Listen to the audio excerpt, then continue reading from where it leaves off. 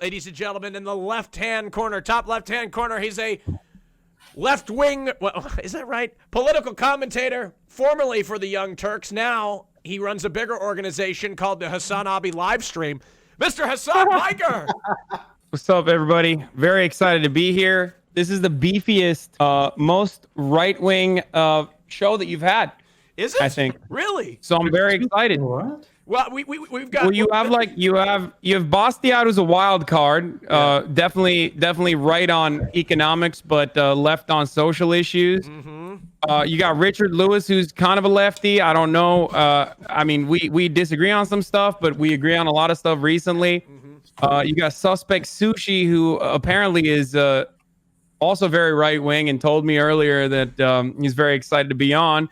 You got Lecture Fan, who literally said work sets you free last time we had a conversation. So freedom isn't working the opposite of freedom? No, working is freedom. True. Wait, I don't know what? what I'm saying. Wait, Arbeit macht frei? Lecture Fan just dropped a literal Nazi quote. Very cool. Jeez, You forgot know where about the that. fuck Lecture Fan is. And yeah, it's very exciting. Melina, you said you're afraid to talk politics, but your years of debate sex has probably prepared you for this moment. Oh yeah, that's actually true. But like, I don't know who's gonna get lines fed more in this broadcast by DGG, Bastiat or Melina. I mean, Melina's usually on my side.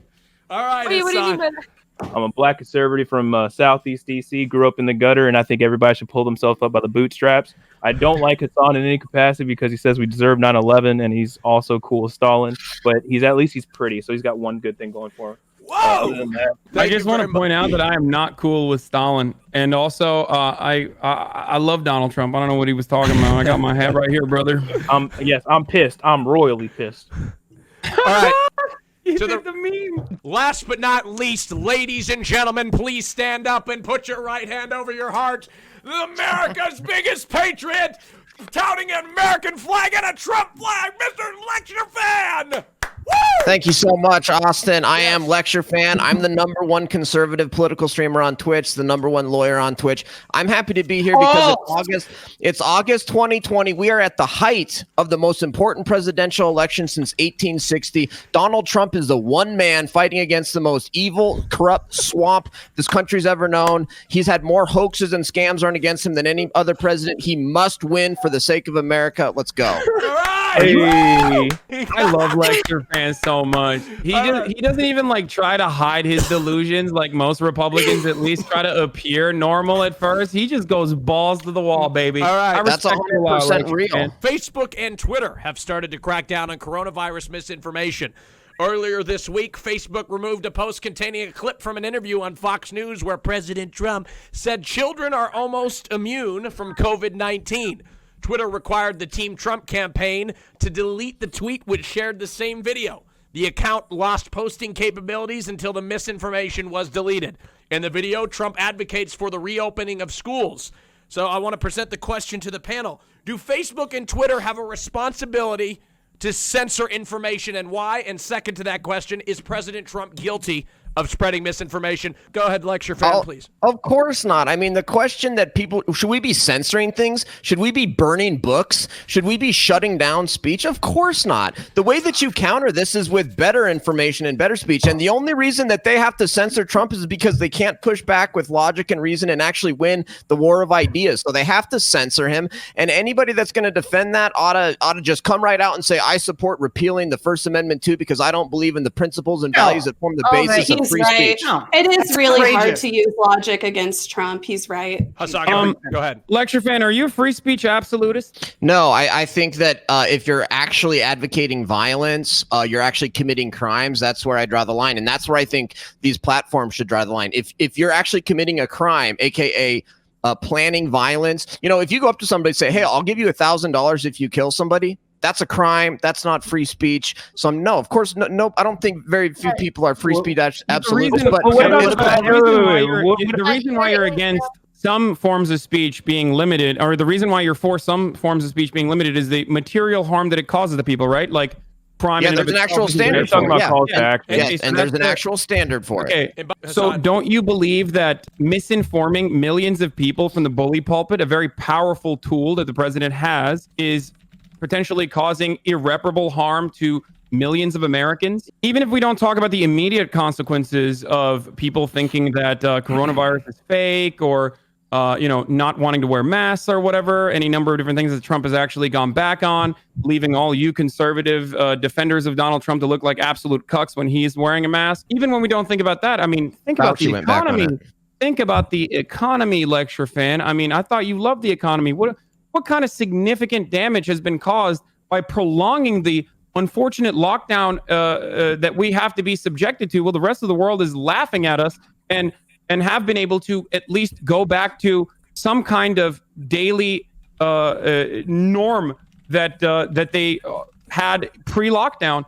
The only reason why we're still in an extended lockdown is because we still have a significant problem. Let me just quick respond, since Hasan is personally attacking me, I guess. But what I don't want is people like Hasan deciding what can be said and what cannot be said. And your idea about misinformation on the coronavirus totally misses the point that we actually don't know as much as there is to know about coronavirus as you think. That Fauci went backwards on the mask. So do you think that Fauci should be banned off of Facebook because he used to say that we shouldn't wear masks? Trump is literally number one influencer on Twitter. Number one influencer. Fan, this is like saying it's you much shouldn't more be than just the freedom of speech at this point. You understand that Trump was directly referencing the American Association of Pediatricians, which was made over 67,000 pediatricians that all said that children should be in schools, right? Are you in disrepute with them? Like, what's your issue? I actually do agree the significance of reopening the schools and how important it is, except every single study conducted on the matter, with the exception of Israel, which they refuse to ever talk about, where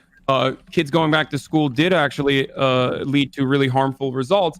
Every single other country that has looked at children potentially spreading coronavirus has entirely different circumstances. They were actually able to mitigate the first wave of coronavirus spreading. So did we. So the 67,000 pediatricians don't understand that. They don't understand the ramifications of these, and they shouldn't be advocating for it, yet they are. How do you explain that? A typical conservative move here. You've totally changed the subject altogether because we were talking about freedom. No, that's literally about freedom of speech. No, he was saying Hasan was saying, and I hate to agree with Red Hasan here, but he was saying that some views should be that is, say that you should have the right to moderate your platform to exclude views that can be dangerous. Okay, so we were talking about the AAP guidelines, right? I originally, and this might shock some of the conservatives here, was arguing with my own audience every single day when both these guidelines were being pushed forward about reopening the schools and the necessity to reopen the schools. And I got a lot of pushback from teachers. I got a lot of pushback from school nurses. I got a lot of pushback from students themselves. But the reason why I changed my decision later down the line, regardless of what Chuck Schumer has to say or any number of people have to say, is because the AAP is offering guidelines, but I know for a fact that we're not going to follow said guidelines. The American education system is currently crippled, okay? Due to a dramatic case of being underfunded, we do not have the necessary class sizes to ensure that children don't spread this virus. I am not here to argue with the importance of reopening schools, because that I agree with. Schools are incredibly important to reopen. And education is like the third reason why they're incredibly important to reopen. Schools need to be opened immediately for the daycare that they operate as, pretty much, so that people can go back to work. Millions of American families rely on food programs so that their children... Those programs haven't stopped. Casey, check your DM. I know, dog. Just listen. Just let me finish my point. I'm talking about why schools should reopen and the significance of that, okay? But having said all of that, ultimately, if we reopen schools in the rushed way that we chose to reopen the economy and saw a massive spread, we are going to cause more death and more devastation, because it's not the children that are simply dying from coronavirus. Obviously, their death rates are much, much lower than older people dying from coronavirus. The problem is schools have adult staff. Schools have older people working in school. And the Most children teachers- have most teachers are young. immunocompromised family members. Older I people. need to allow. I need You're to allow. putting- Even the Mayo real quick. Clinic says that children are not nearly There's as also just- like, Exactly, Sushi. You're Exactly. missing the point.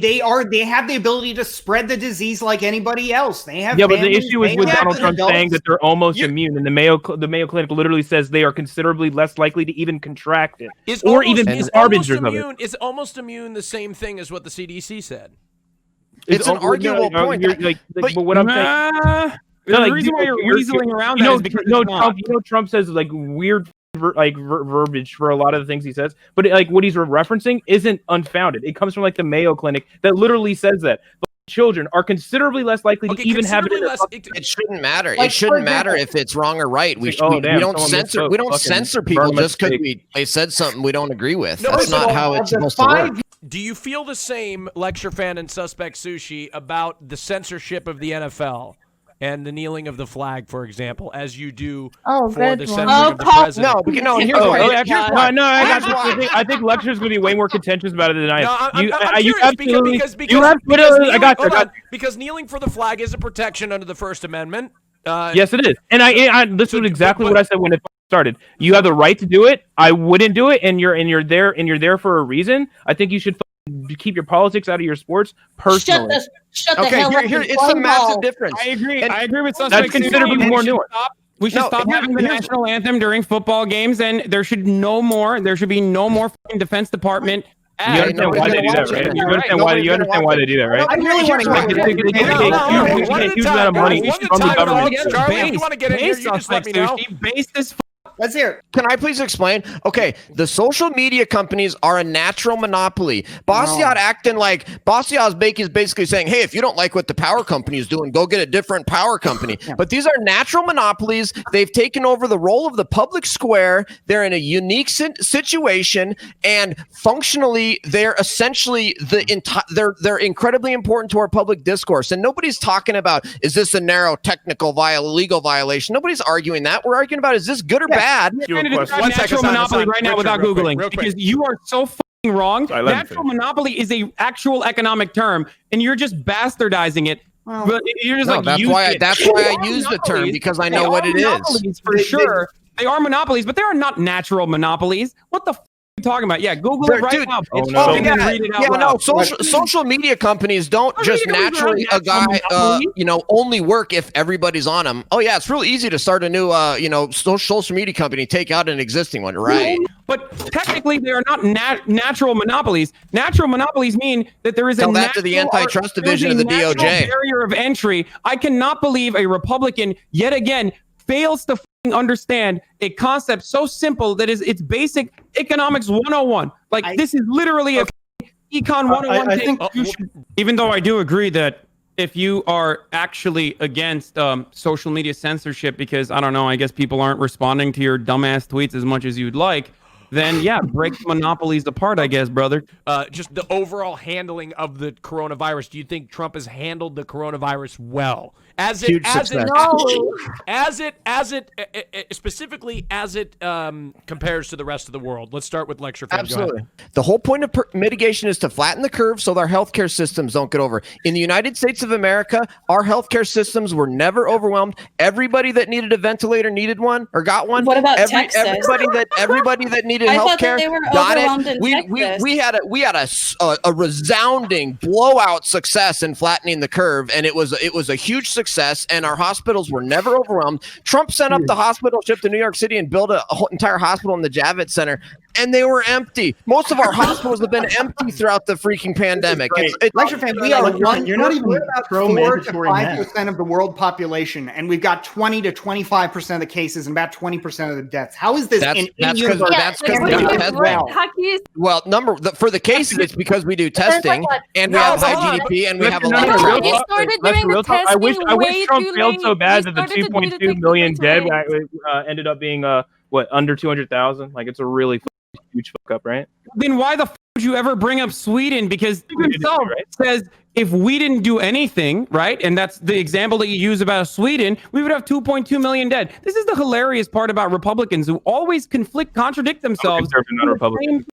Okay, in the same sentence, you contradicted yourself by one, simultaneously pointing out that Sweden is doing a good job when they're not, especially. No. I think they are. I think they are not. Especially in They're not comparison doing a to. good They hardly job have any I think cases they are- of I death. think they are What do you not. mean? Hey, guys, one And then sec. two, Let you Hasan followed it finish. up by saying 2.2 million dead if we didn't do anything, which is literally what Sweden did. Now, having said that, I want to go back to the testing more nonsense that Trump always talks about, that Lecture Fan is repeating here, of course, because, he's incapable of forming his own coherent thoughts. As far as testing more, there is only one number that is significant, not the totality of testing, but actually the positive case rate, okay? And in America, in certain states like Florida, for example, the positive case rate is at 22%.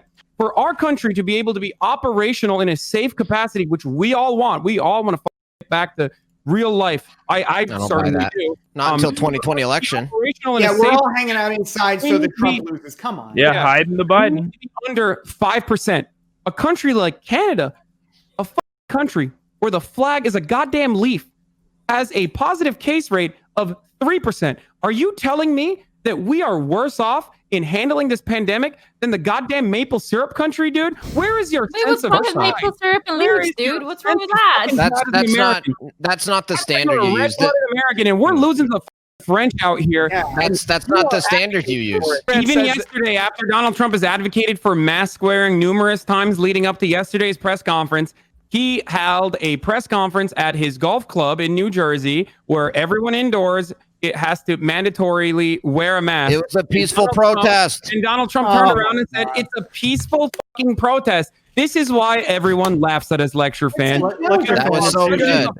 I have a question for everybody that's criticizing Donald Trump and saying Donald Trump did so much better. You have an obligation to, number one, say exactly what it was, and then number two, point to somebody else like a Democrat at the same time who said to do something different. Donald Trump basically listened to all of the public health officials. Touting hydroxychloroquine against literally empirical evidence that show that there were negligible results, or even in some instances could lead to heart failure depending on other circumstances. And he kept doing that. And then Republican think tanks found like this random doctor, and he blasted that misinformation like last week about hydroxychloroquine being a miracle cure. I get he's trying to get reelected. And, there's even some things that he's done recently that I agree with as far as some of his executive orders goes. We should have done level 1 mitigation, which is if you're sick, stay home. Number 2, we should have protected our elderly and our vulnerable. And we should have washed our hands a lot more and social distance to the extent you can. But we should have never done any of this shutdown or this draconian stuff and mask mandates. We got to find a place to wrap it up here. We got to find a place to wrap it up. Even have coronavirus when there's no symptoms. Yeah, look again. I mean, Hasan is making the point here. You don't know until you know. But you've been you do because you know how many people are in the hospital, and that's what the point is to not overwhelm the hospitals. Do you believe we should that people should wear a mask? This is open. Yeah. Do you believe? I believe we should do everything possible. That's the least we can do, of course. Lecture Fan and Sushi, I want to ask you more specifically. Do you believe that people should wear a mask? If people want to wear a mask, I have no problem with it. But I'm not an advocate for my masks. question was, would you even recommend that people wear a mask? No, because there's a lot of downsides to masks, and I don't think the positives outweigh the risks. What are the downsides? Even during the times of the Spanish flu, there was the federal government actually said they have no right to actually do a mask mandate. Yeah, I don't agree with that. Success, I think about the Spanish flu. No. Hasan.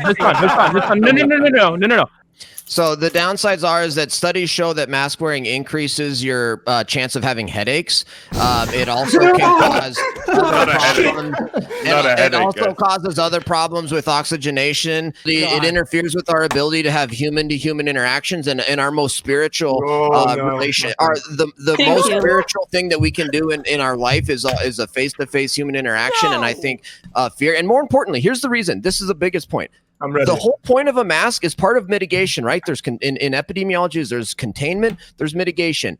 Mask wearing is a part of mitigation. The purpose of mitigation is to flatten the curve so the hospital systems aren't overwhelmed. We are here where the hospitals are not even close to being overwhelmed. So why are we doing draconian mitigation options with these new sorry, no, go on, Casey. When literally everyone is dying. Only then lecture fan will be like, oh, I guess it's time to wear masks. Yeah, well, But is it the government trying to control us, lecture fan? Is that why they're trying to make us wear masks? Is it just a form of control to see, okay, we got them to do this. Let's see what we can get them to do next. Absolutely. Microchip us. Yeah. Good Yeah, Lord. no, when it comes to the government control aspect, 100%, that's horrible. The government would Oh my force God, I people- knew it. Just because, but that's what Democrats think. Hey, if there's something that I like, let's force it with the government. And if there's something I don't like, let's ban it with the government. Okay, so Sweden is like one of the worst like countries when it comes to all of this, and we like none has been wearing masks. I think like the government said like you can if you want to,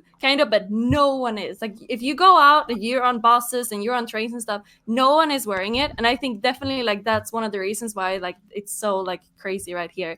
At a certain point, Sweden had a higher death rate than the United States of America. I cannot comprehend a world in which Sweden excelled in something negative over the United States of America, and this was one issue in the beginning stages. So that's because the Democrat governors like Cuomo. He doesn't govern in the Sweden. only time that Americans ever want to follow the Swedish model is when Sweden is doing worse than America. It's fucking insane to me. Well, Neil Ferguson, the foremost epidemiologist in the UK, say 2/3 of all coronavirus deaths are people that would have died anyway in 2020, and most of them. Seriously, that's a Neil Ferguson quote. Look it up. That's Neil Ferguson. He testified to that UK Parliament. Do you have a grandfather that's alive right now? No, he killed him because he was going to die anyway. We're not getting into that. No, you can't compare it to war deaths. That's what made me think of that. Is somebody comparing it to war deaths? That's disgusting to compare it to war deaths. Just because it's indirectly killing. Wait, I don't understand. I thought we were putting up the old people up to the altar of sacrifice for the fucking line god. It's kind of the same, I guess. I mean, I love this dumbass take because it's literally just saying like, listen, old people are gonna die anyway. Okay, if that's the case, then bring your parents over. I'm gonna kill them. Okay, It's just a telegraph. The reason I find that quote striking. Life expectancy, I can execute you. No, and Hasan, let's not go there. Hasan, let's not go there. In regards to TikTok, that's right. Zoomers rejoice with poggers. TikTok, poggers. Okay, well, no, it's not poggers right now because Trump, Mr. President Trump, has issued an order banning TikTok and Wechat from operating in 45 days if they are not sold by their Chinese parent companies in the United States. Do you believe TikTok is a safety concern for the United States of America? If the Chinese Communist Party wants our data, they should do it the goddamn American way by purchasing it directly from Google and Facebook and any number of other applications that are American, damn it. That's the way to do it. We're going to briefly talk about a ban that just happened recently on Twitch, and she's right here. Ladies and gentlemen, it's Melina. Melina was banned, and I can't even show the photo. You were banned because you were wearing and I quote, Bob wrote this script, but he says a way too hot Harley Quinn cosplay. There's many questions we have here. The question is, why doesn't Trump want mail-in ballots? That's the first question, and I'm sure we're going to get two sides of the argument here on why he doesn't want mail-in ballots. He wants them in some states, he's decided. He just praised mail-in ballots in Florida. Yeah. So there's no question that mail-in ballots actually do increase the chance of fraud. We just had people arrested and indicted in Paterson, New Jersey just recently. You have to look at it through a political lens. Like just take New York, for example. Let me get the exact amount. 102,000 ballots were rejected in the March 3rd primary, and they were all mail-in ballots. And that's Wait, hold on. That's actually an argument for how mail-in ballot is technically more secure. The real no. It wasn't due to mail-in voter fraud. It was due to like someone's historical signature slightly off, or things that didn't get received in time. I think the most reasons why they were rejected is because they were late and they were sent around. You're saying they were rejected. Hasan's point is that the fact that they were rejected means they were caught. which means the system No, worked. no. They weren't fraud. Most, overwhelming majority of them were rejected because they didn't get to the polling. Okay, so then your and a point lot of them are is- lost. So then if that's your point is that fraud was a minimal concern. We have to have a broader conversation about this. First of all, we have to describe the terms really quickly. So voter fraud is separate than election fraud. When you say mail-in ballot fraud, either you're talking about election fraud or voter fraud.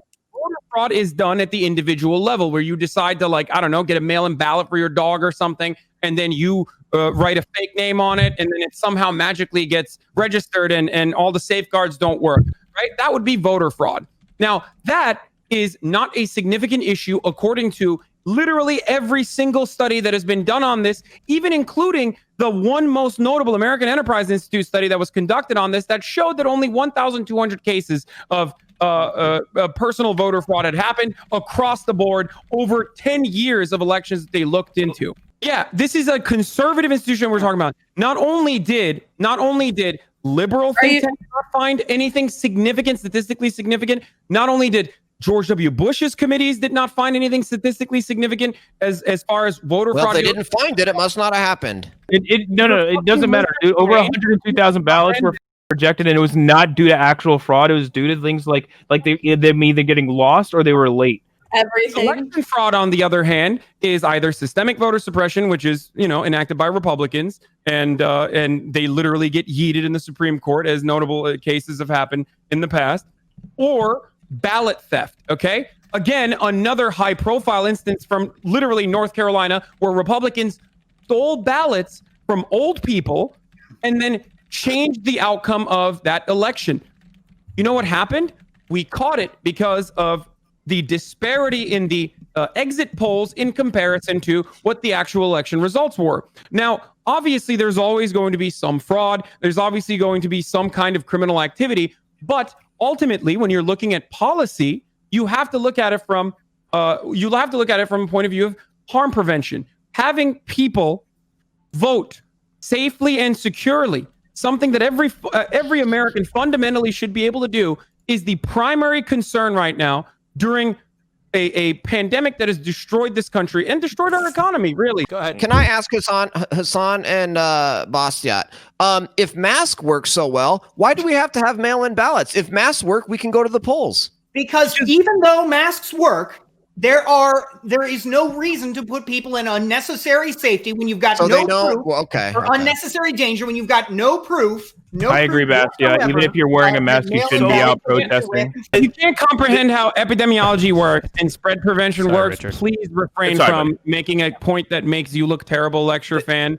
Obviously, masks are not 100% effective, even for some of the reasons that you yourself mentioned, like you don't know how to wear one. I just wanted you to argue that they're not effective. No, we're not arguing that they're not effective. What you are talking about is a real problem, okay? There is it quiet for anyone else? No, he's pretty loud. Casey, there is additional scrutiny when it comes to vote by mail, okay? And that's why 3 to 5% of mail, 3 to 5% of ballots from that were sent in through mail do end up getting yeeted, and that is actually a significant issue. But inversely, what is good in this circumstance is the many number of people that are going to be able to vote. And also, even more so than last year. Once again, that additional scrutiny implies that that additional scrutiny is my point. Like, that election fraud, specifically mail-in fraud, is very difficult to do and also illegal. You are using my point, which is one of the safeguard measures that we have against mail-in ballot fraud, to say that we can't have it because it's somehow voter fraud. Should we defund the police? No. What do you mean by defund the police? Because the first question Like about completely eliminate Oh, what do you mean? This is the first problem that you've got, right? The defund the police is one of the worst political slogans of all time because it requires like another 5 paragraphs about how you really don't mean defund the police and you mean just put some money from here to here. It's terrible for Democrats, which is why I guess I love the topic, because it makes leftists and Democrats just look insane. Our need for some form of policing, no matter what you call it, is not going to magically go away. Exactly. No matter how much we say ACAB or how much we say abolish the police. This is a fundamental disagreement that I think I have with people, I guess people who misunderstand my position. My position isn't simply to say, I mean, I will say ACAB and I can describe it further if you guys would like, but that's a totally separate tangent.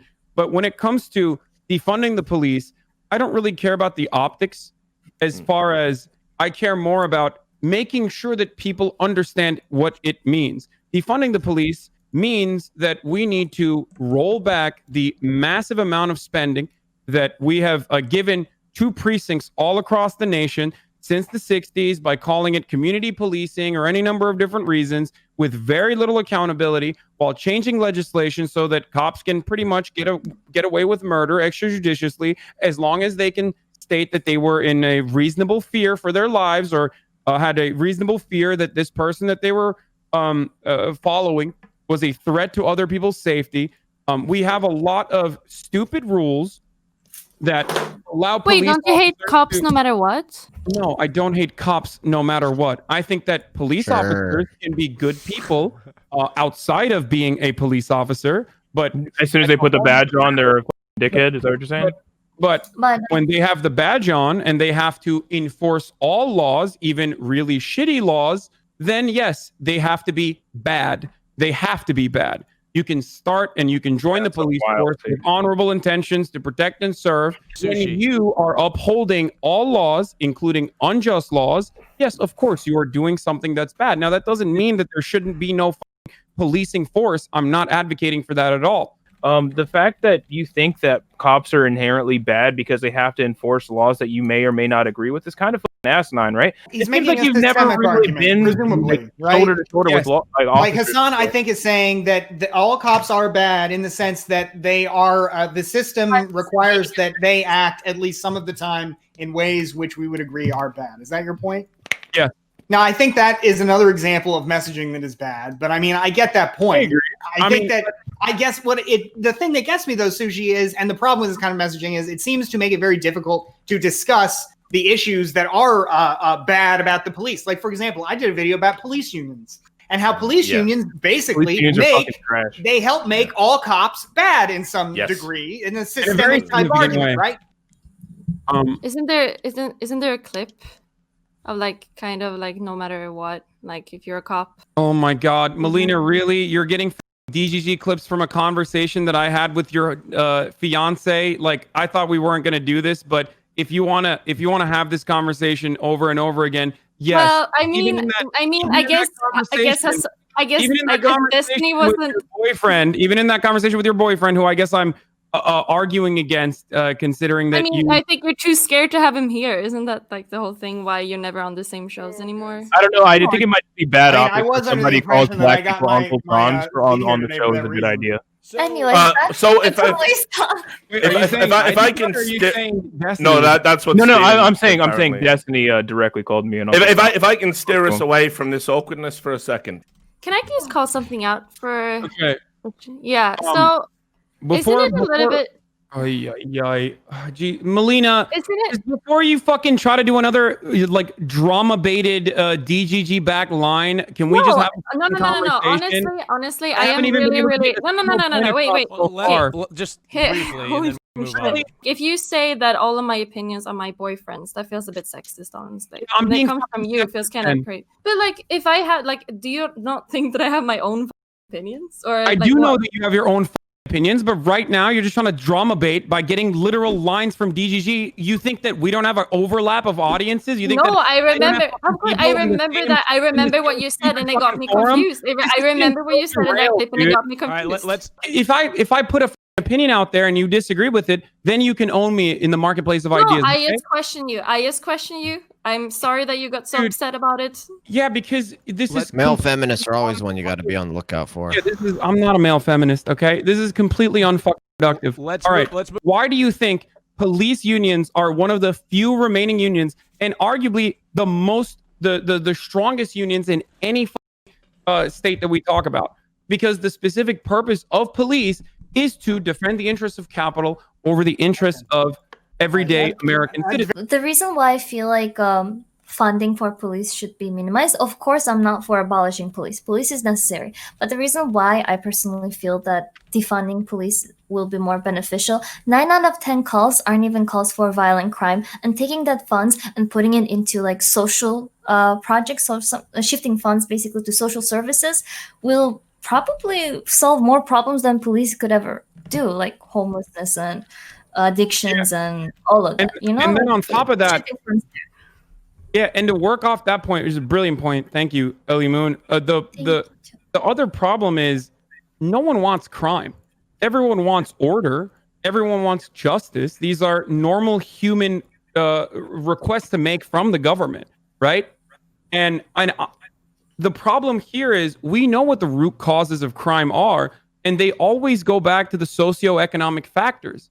That's the most significant issue here. So if we don't try to eliminate the root causes of crime and instead keep having this law and order approach or tough on crime approach that has demonstrably been a failure in America and led by both Democrats and Republicans.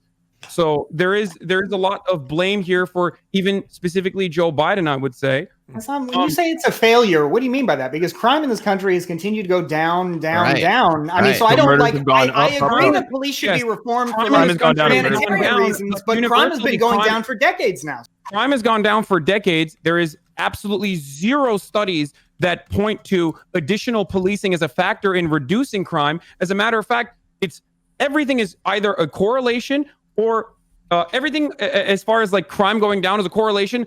Either you believe that crime is going down here in America as a consequence of over policing, but then you have no answer for why crime has gone down across the planet. Is everyone else spending more money on cops then everywhere else around the world? Are they executing people on the streets as well on top of everything else? No, what I don't understand is, on the one hand, it seems like you're acknowledging the necessity of the police, but you're also seeming to say that the police have nothing to do with the control of crime. Police create order. And I am not even denying that there is a need to have order. So it's not bedlam. So I'm not even denying that. So some form of policing, of course, has to exist. You can call it cops, you can call it whatever you want, as long as they are, again, directly responsible for the citizens that they oversee. So I don't even have a disagreement with you on that point. What I'm simply stating is that over-policing has never been proven to reduce crime. All I'm saying is, people who want to abolish the police you're stupid. If you want to defund the police, now getting caught up in the optics is exactly how this was the point I wanted to make earlier, but it got steamrolled a little bit. Getting caught up in the optics is exactly why so many people originally criticized Black Lives Matter as well. You look at a cause, you see if it's on the side of justice, you make up your own mind about it. I think that like optics policing or tone policing in this circumstance is not helpful if you understand exactly what the intentions are. And most of the marginal cases that like truly want to abolish the police, whether it's because of some ideological reason or because they're anarchists or whatever, still are at the forefront of police justice, still are at the forefront of criminal justice reform. So even they themselves understand that the time is not exactly now to abolish the police. There was a Leafy video that was made about Pokimane.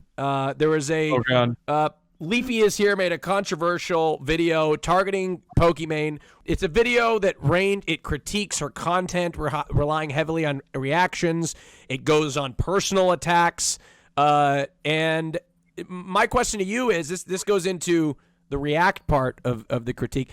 Do you guys have a problem with people that react to content on Twitch or people reacting to content on Twitch at all? I think Charlie can speak to this even better than I can. I've created content on YouTube for years before coming on to Twitch, and it's entirely different forms of content that you're creating. And I think it's very easy to either A, take you out of context when you're on Twitch because it's not as manicured as it would be on a YouTube video that you edited and posted. And B, it's very easy to just say like, oh, well, this dude is just not even reacting when you can find 13 seconds from any point of a 12-hour broadcast where you are literally not reacting. So I've been literally the victim of this as far as the 9/11 take goes, as many of you are probably aware of. So it's silly. I think that it comes from a place of not really understanding how content is created on the platform, except for Leafy. He really can't argue that he didn't know how Twitch content is created because people found that he has a Twitch as well. And if I were to make a compilation of his really awful boring stream, Wait, who? it's just him playing Fortnite while never really talking for extended periods of time. And last time I checked, I don't think he created Fortnite, and the same DMCA concept could very easily be applied to playing video games on stream as well. And has been actually. A company had hit PewDiePie with a DMCA for playing a video game on a live broadcast. Yeah, so, it seems like they just single out female streamers for this kind of stuff in a way that they don't really go after male streamers for it. it's because it's easy to farm simps on the internet, simp cells. That's what it is. It's very easy to attack someone like Pokimane. The reason why, the motivation for a lot of people who make these crazy videos to be like, oh, dude, react harder, you're not doing anything. The reason why they do that is because they get a lot of views. It's a really easy way to make a lot of money, get a lot of views, or at least, maintain some relevance for yourself, especially if you got like bullied off the internet a couple years back. That's just what it is. And that's precisely why I think that dude Leafy, I'm not really familiar with his content, but he made like 4 videos since then. It's pretty obvious that he's just trying to milk it as much as he can until it's bone dry. He went on Twitter afterwards when she announced her month-long break, and basically a Twitter user said someone should kill Pokimane, and Leafy replied to it suggesting the method. That's way out of pocket. That's beyond bad behavior, and that's something that needs to be looked at. It's above and beyond also, as far as like stalkers and as far as like horrible psychos on the internet goes. Like, look, I have a lot of stalkers. I have been threatened, and I have also even in the past successfully been doxxed. I've had hacker attempts to try to sim swipe me and leak all of my information or whatever. This is something that a lot of big content creators have to deal with on a daily basis, especially if you're a political content creator, then you get a lot more of that. But with Pokimane, I can tell you from personal experience that because she had appeared on my stream in the past and we were publicly friendly with one another, that I still have people that stalk me and even my normie friends who are not even involved with like the Twitch world, don't even know what the fuck Twitch is, that get DMs asking about like foot pics or asking about like, where is Pokimane? She's in the other side of the camera, right? And she hasn't even been on my stream in like a year and a half. So there is a significant like security problem here, and egging on people that want to kill her publicly in this circumstance is completely batshit crazy, dude. I just don't get it, because unless you come on with a prepared like monologue, it seems like everything you're doing as a streamer is in a sense reacting. Like whether you're reacting to your chat, whether you're playing a game and in the context reacting to that, or reacting to a video. Like that just seems to be kind of the nature of the beast, unless you do like, for example, Vosh, you come on and give a monologue or whatever. Most people don't do that though. I mean, it's usually some form of reacting. Everybody on Twitch reacts, and then I take all the reactors and then I react to them on my stream.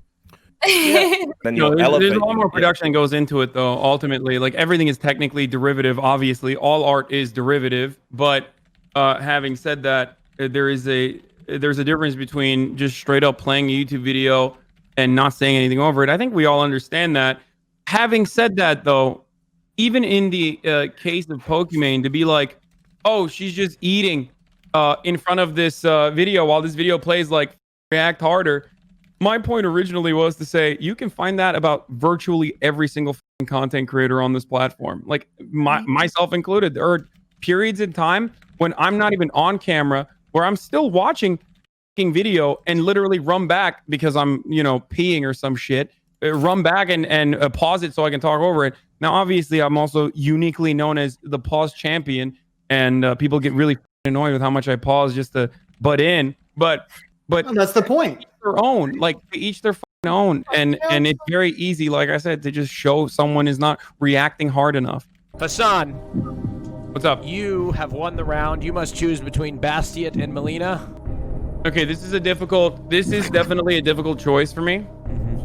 This is probably vote splitting between DGG. I would even go so far as to say, as much as I like Melina, and I have no problems with Bastide either. I actually like Bastide as well. I'm afraid I'm going to have to keep Bastide on because he is going to own me in the marketplace of ideas like last time, probably. So we'll have more content there rather than like petty misdirections. No free clout. Now let's. Wait, what do you mean by that? Wait, was that towards me? Yeah, I think we all still curious though. I'm still curious. The things that is communism based now? It just saved me here on this stream. Is that what we're doing? Yeah, Jesus based. Christ. Holy moly. I don't even know what to say here. So the topic that we are going to move into that we haven't yet covered, there's only one more that we haven't yet covered today. Yeah, so it's about, so employees of Blizzard Entertainment, the developer of popular games like World of Warcraft and Overwatch, began sharing salaries in an anonymous spreadsheet, and it was revealed that pay increases were not what they expected. Meanwhile, CEO Bobby Kotick made $30 million last year. Blizzard employees have described struggling to make rent, and many long-term employees of Blizzard claim that they are making less than they were with Blizzard a decade ago.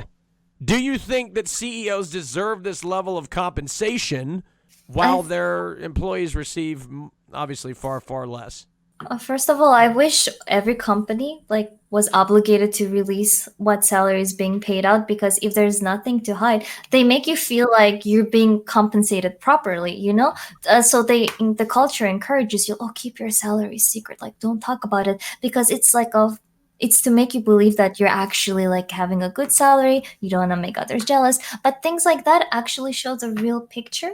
And I think it's a really good thing that all of that information came out, because public needs to know where money. The public need to know how much the CEO of a video game company makes. Because people are being taken advantage of. Bastien, The workers do you disagree? It seems like I absolutely do disagree. I don't think it's the look. This is a competitive industry. All right. Obviously, I think the CEO is probably thoroughly overpaid. Especially with some of the some of what Blizzard doesn't seem to be the company it used to be. But nevertheless, I mean, if they are paying him that much, they're not doing it out of the goodness of their own heart. The board of directors, presumably they're doing it because they think there's some value to it. If there's no value to it, then, he'll be gone. But look, I mean, as far as the disparity in pay goes, as much as it's interesting, I don't think it's actually the public's business. And, if folks don't like it, they should, switch around to other jobs or whatever. Now, I recognize it's much harder now, given the COVID-19 and all that, but. Can I come in here really quickly? Yes, please. While the shareholders or a company's board of directors and their chief executives have a fiduciary responsibility to increase shareholder value and to maximize profits as best as they possibly can, I think that there is a separate argument here beyond the exploitation of those workers. I think that Richard Lewis also is probably very aware of this, that crunch is a significant problem in these companies. I mean, it literally leads to people being subjected into unhealthy work conditions in a lot of instances to make these products that we consume and love. But the other problem that I find deeply frustrating is that this mentality of maximizing profits is also the reason why we literally have the same kind of Call of Duty clone games coming in year over year, and the AAA titles that used to take a lot longer and take a lot more effort to create are no longer feasible for a lot of companies that are specifically focusing on making as much money as they possibly can. So if you hate, Fortnite clones once Fortnite has made itself popular, or if you hate that you get to see the same Assassin's Creed game over and over again, or even worse than that, if you hate the fact that we don't get enough new IP nowadays and the only thing we're fed is the same Grand Theft Auto, and Rockstar is an incredible company and I love Rockstar, but if you're frustrated that instead of seeing new versions of Grand Theft Auto,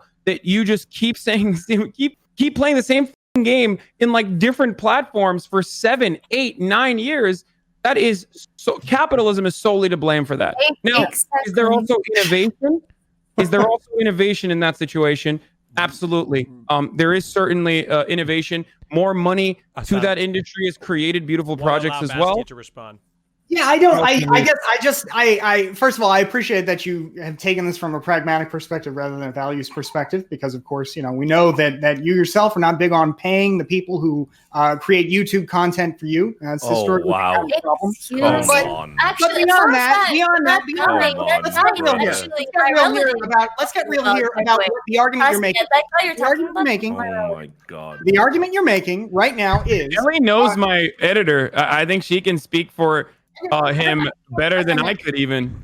I'm glad to hear that. I would love to be wrong, because if what you're saying is true, then somebody who doesn't like your React content, I guess, should just stop subscribing to you. Because what you're saying here is, if people are getting the products that they want, people subscribe to you because they like what you do, and so you do more of it. And there's nothing wrong with that. That's not a bad thing, and it doesn't squish out innovation anyway. For example, think about some of the games that are produced on the edges of those AAA titles that nevertheless succeed anyway. Stardew Valley is one that comes to mind for me, right? That was some guy's passion project that is now turned into a multi-million-dollar enterprise. It's not like any of these other traditional AAA titles, but it is nevertheless a big, great, successful game. It's just like one game in the sea of like copycat games. Yeah, you might be right in general, Bastia, with the principles you're talking about. But when it comes to Activision Blizzard specifically, it's unquestionable that not only do they make inferior products to what they used to make, not only do they prioritize the continuation of a series year after year. There's no need to have a sequel for Call of Duty every year, but it's something they do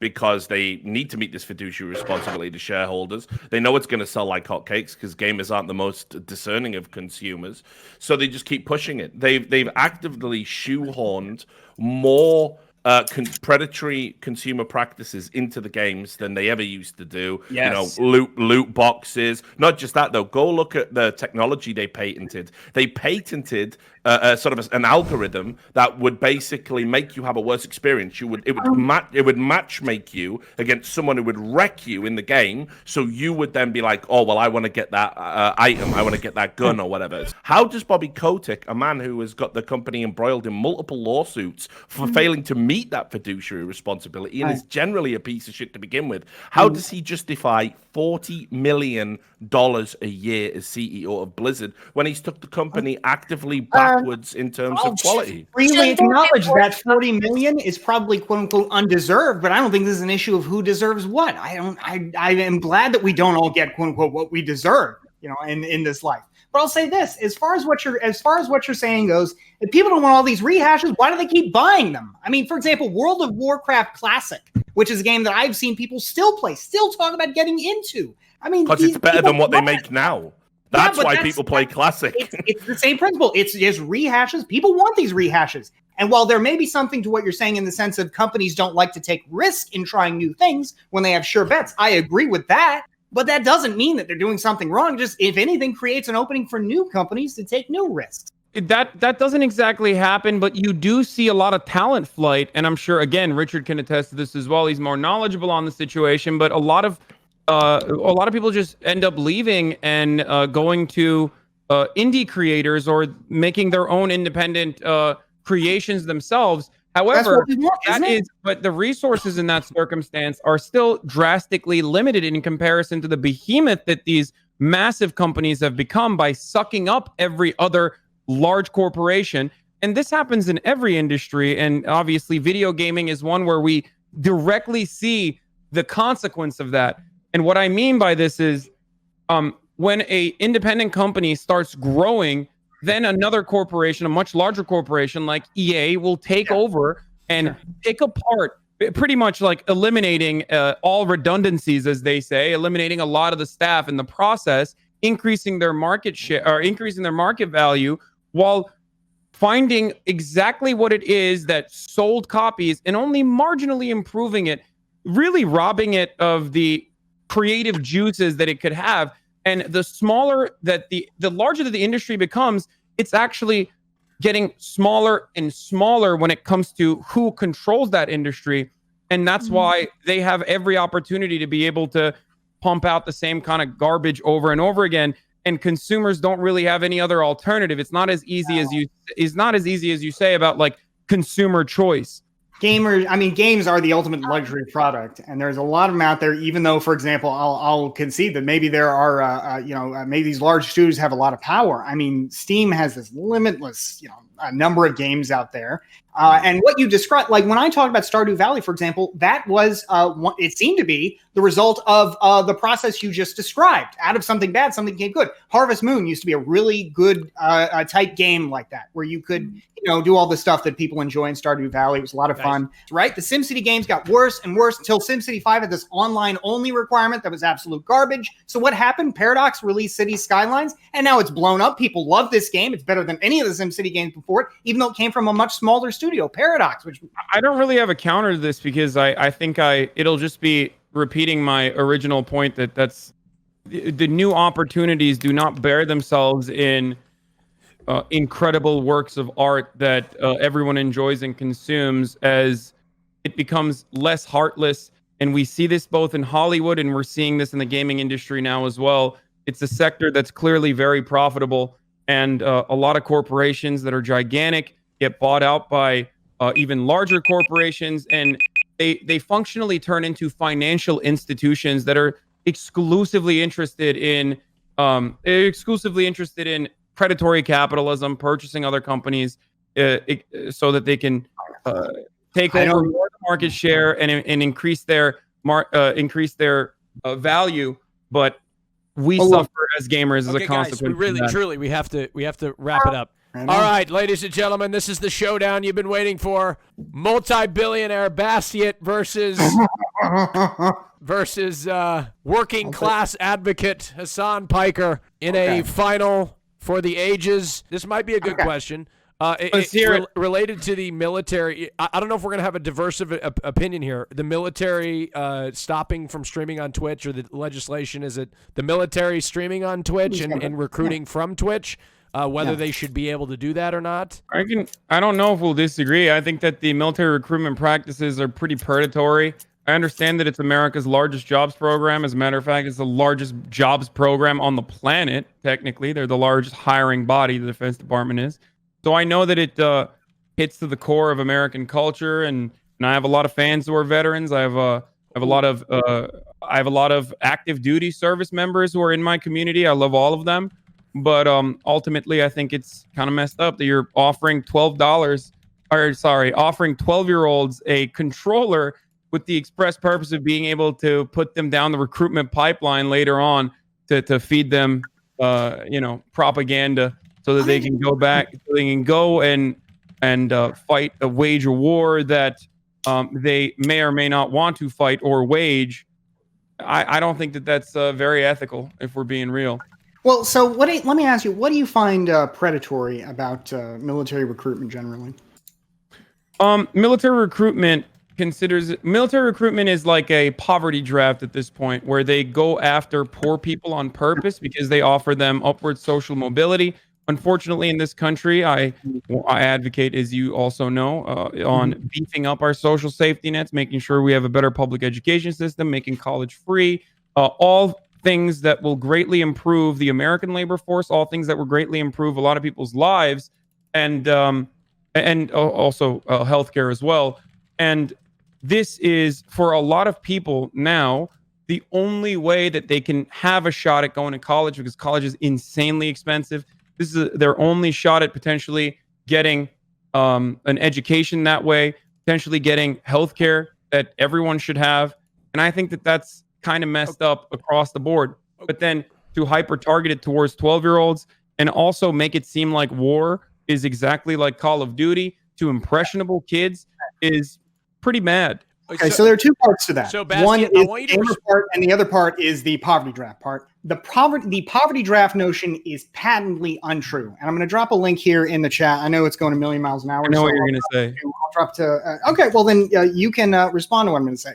19% of recruits are from people who make less than, or families that make less than $41,000 a year. The middle class is overrepresented. The two groups that are underrepresented in the military are people who make over $87,000 and people who make under $41,000, or families that have that kind of income. So the notion that it's a poverty draft is just not true. The group that is primarily overrepresented in the United States military is Southerners, and there are a lot of complex historical reasons for that. Are you ready for my counter?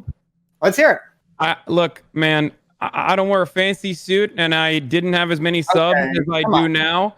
I didn't really have as many subs as I do now. I do come from an affluent background, but that wasn't always the case for extended periods of my, in my early 20s. So let me just tell you this much, brother. The middle class, the numbers that you just mentioned, those people are fucking poor, dog. Like, it's not very easy for them to be able to pay for healthcare. It's not very easy for the middle class to be able to go to college.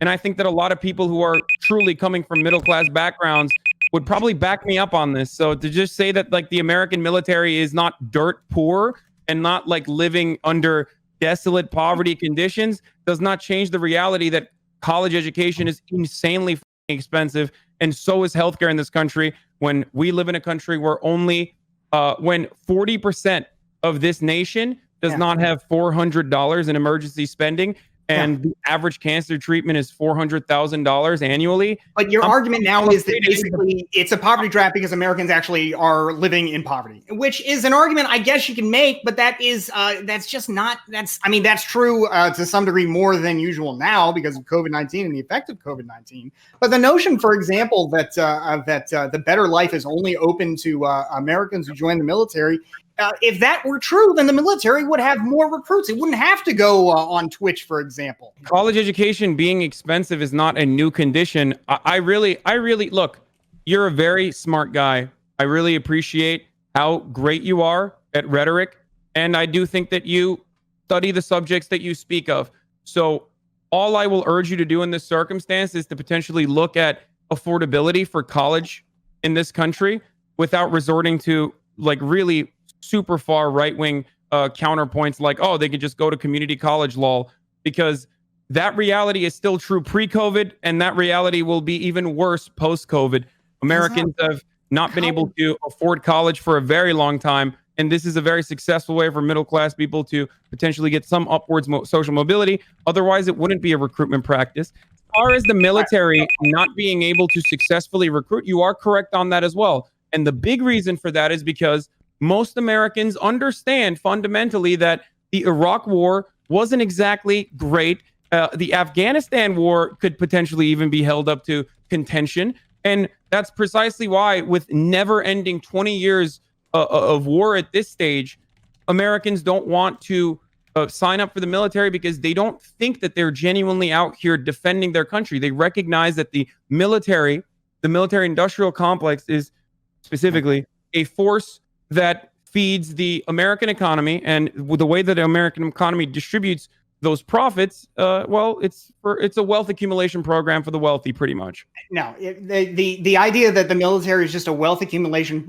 project for the wealthy. There may have been something to that back in the age of the banana republics, where occasionally the United States would invade countries specifically on behalf of, like, the United Fruit Company in Central America. But if you're talking about that now, the average American, wealthy or not, unless they are connected to the defense industry very directly, is not profiting from the quote-unquote military-industrial complex. There are some people, for example, local communities that have military bases might be benefiting from the presence of that military base. But to say that the military is like a net wealth generator for this country, or even for wealthy people generally, is just not true. Beyond that, you called the notion of going to community college some kind of alt-right talk point. I mean, and that's just nonsense. No, I never said alt-right.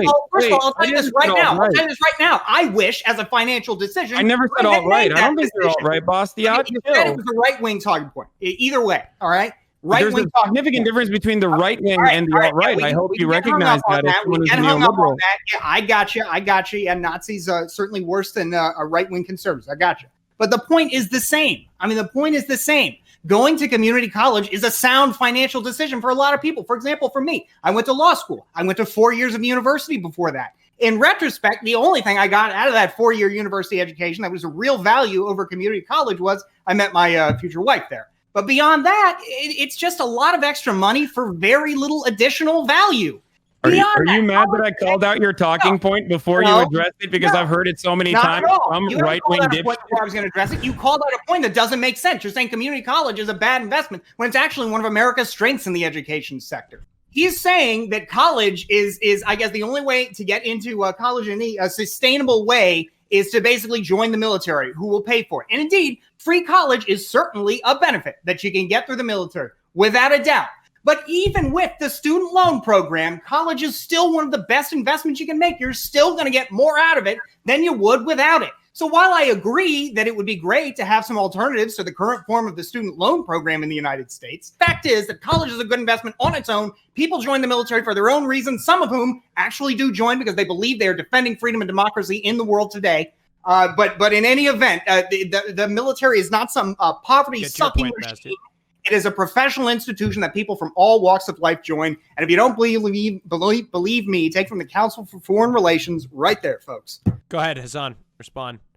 Yeah, the military is a jobs program, and also college is very important. I just wish that, college wasn't so expensive so that people wouldn't need to literally go overseas, get shot at, including the nearly thousands of veterans I've spoken to at this point who talk about how awful it was for them to not even get the necessary medical treatment, barely be able to get the medical treatment that they were promised, and also be subjected to the same market conditions that the rest of the American labor force is subjected to, and then to top it off, get PTSD on top of that.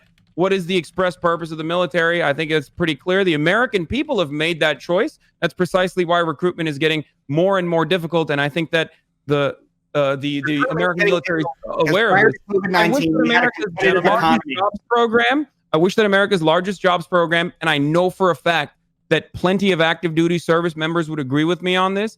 I wish that America's largest jobs program was doing a little bit more good and took more care of the active duty service members and also our veterans. Okay. Bastiat, I'll give you time to respond. Bastiat, I'll give you time to respond. Let this be your closing statement. Yeah, look, the military has had increasing trouble recruiting. Again, who knows if COVID-19 has changed this, but prior to that, it had increasing trouble recruiting because the economy was more competitive. Unemployment was lower. And while it is a kind of job program, although, of course, in practice, it's not intended to be one, although you could argue it functions that way in some sense, it has to compete with private employment as well. And that includes attrition from its own forces to people who think they can do better in the private sector with the skills that they've achieved in the military. So, yeah, the military has to recruit because it has to compete with private employment. And this idea that is the institution of last resort, that is just not true. Wait, I thought it was, I'm sorry, I thought people were joining because they thought that they were protecting and serving, and now you're talking Many about... Many people absolutely are, and I'm not going to deny that. I'm not going to try and minimize that. Program that the government has to compete with other private corporations, which is precisely my point. I'll be clear right here. I think it is an absolute good thing that people join the military to defend America and to defend our allies abroad. Absolutely, the people in the military defending South Korea from invasion by the North, defending Eastern Europe from invasion by Russia, and who would be called upon to defend Taiwan from invasion by the Chinese Communist Party. Why is it that you're the number of different conflicts that we've engaged in the past 20 years? And every time we talk about America, every time we talk about what the American military does, you always got to go all the way back to Korea, which is like the last. Let's go back more recently. Let's go more recently, Hasan. What about the attempted genocide against the Muslims, which was engaged in by the Serbians in 1995? Which the United States and its NATO allies stopped. You mean the 60 days plus of relentless bombing? No, the years of presence. Even the United Nations said was unconstitutional and illegal. I don't care about what's unconstitutional according to the United Nations. I care about what's right. And what's right under American law. The United Nations is secondary. The UN Charter is secondary. I don't even have a disagreement as far as to defend genocide. I don't care. I'm interested. I don't even have a disagreement in serving democracy. I don't even have a disagreement with respect to that conflict requiring military action.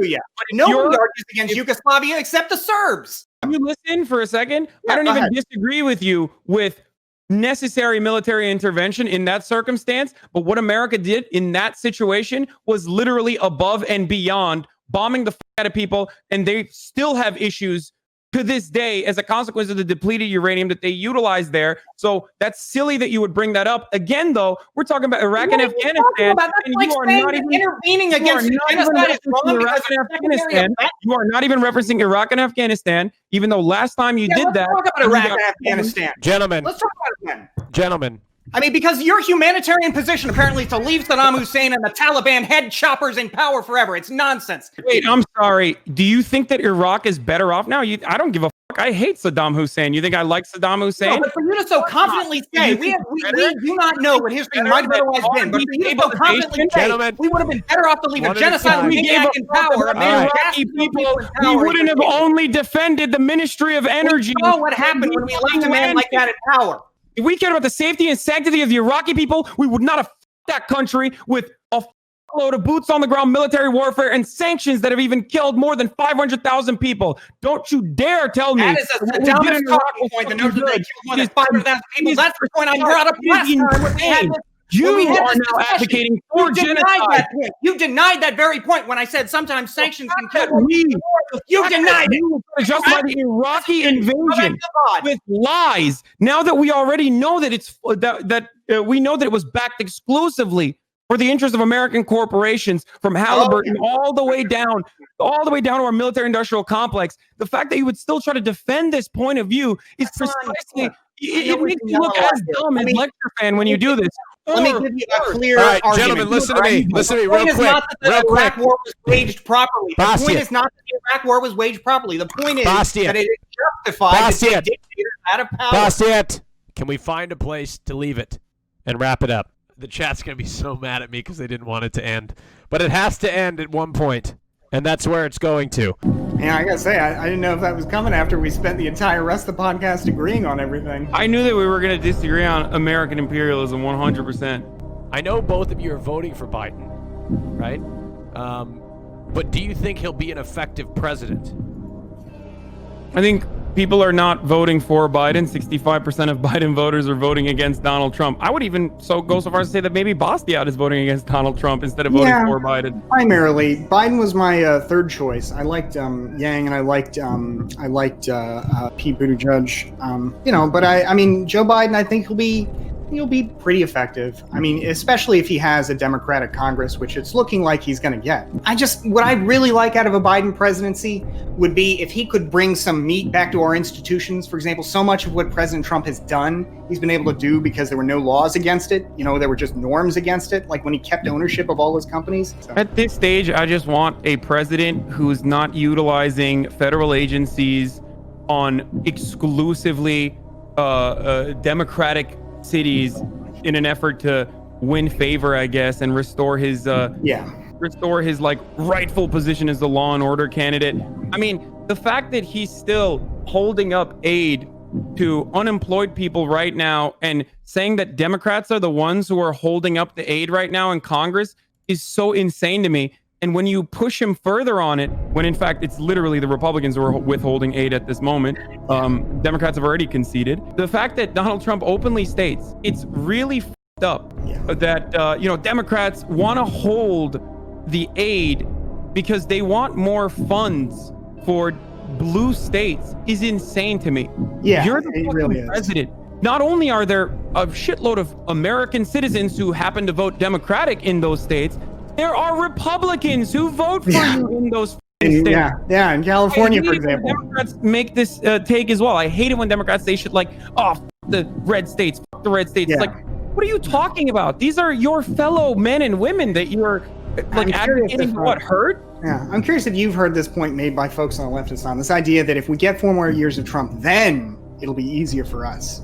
And it just reminds me of what the communists in Germany thought in 1932 when they refused to work with the Social Democrats because, some of the historical bad blood between them, but also because Stalin disavowed or refused it. He forced them. Well, no, I mean, with Rosa Luxemburg, but also in 1932, Joseph Stalin specifically said, you cannot work with them, and they followed the Soviet line. Either way, the KPD leader said, after Hitler, our turn. And then a year later, he was in a concentration camp. So I don't know, man. I feel like the Social Democrats in that situation, this is rewritten for contemporary purposes so hard by both sides to a specific degree. But all I do know is the fact that it's not like they were homies with one another and united. And the communists were the first to get gulagged and the first to get thrown into concentration camps because of their immediate direct action that they were taking against the Nazis at a time when social democrats chose to concede certain elements of power, whereas communists were engaging the anti-fascists, the original anti-fascists. They were refusing to work with the social democrats. They called them social fascists. And at 1932, everybody knows what the deal is with the Nazis. So I mean, to not work with, like, I guess what I'm trying to say here is, the social democrats, idea that we can like just count on the Nazis. Right. Whereas the social democrats offered more concessions in that circumstance. I don't even have a problem with social democrats. I have a photo of social democrats, more social democrats almost in my community than not. This notion that the communists were responsible for Nazis seizing power is like a revisionism that I have. Because of their deal with because they were run by the Soviet Union, they refused to make a deal. Gentlemen, it's time to wrap it up. I thought this would be a simple point we might agree on, that we should all work together to stop. I do think we should all work together, but I also think that social democrats in that circumstance were literally killing communists when communists were trying to kill Nazis. So I don't know. I feel like it's very similar to today. I do want unification, except unfortunately it's usually a more conservative element of society that ends up winning. I'm not saying I want to unite. Like, I'm just saying when it comes to somebody who has a different agenda versus somebody whose agenda involves disenfranchising both of you, right, then you should probably vote to stop who's trying to disenfranchise. Let's find a place to wrap it up. The winner of the Royale, the first ever Royale presented by Dream, ! Dream, is Hasan Parker. Congratulations! 61% of the vote. Congratulations. You have earned a host. Thank you, Austin. Hasan, it is always a pleasure sparring with you. I was looking forward to that, and I'm glad we got to do it. It was also fun, though. It was kind of a surprise, like agreeing with you for the first, I guess for most of the show. I'm not surprised by that at all. So, yeah, I agree with a lot of points. I mean, I even agree with Richard Lewis, and Richard Lewis is like was for the longest time very openly against everything I represented. I think that these are interesting times right now, and unification is important in order to prevent much greater evils. Right. So amazing. All right, ladies and gentlemen. Good talking with you, Austin. Congrats on the successful rebranding in the first Royale. And for everybody who's curious, I am at twitch.tv/BASTIAT. And twitch.tv/HasanAbi, who's going live right now. Ladies and gentlemen, that's the conclusion of today's show. I'm out.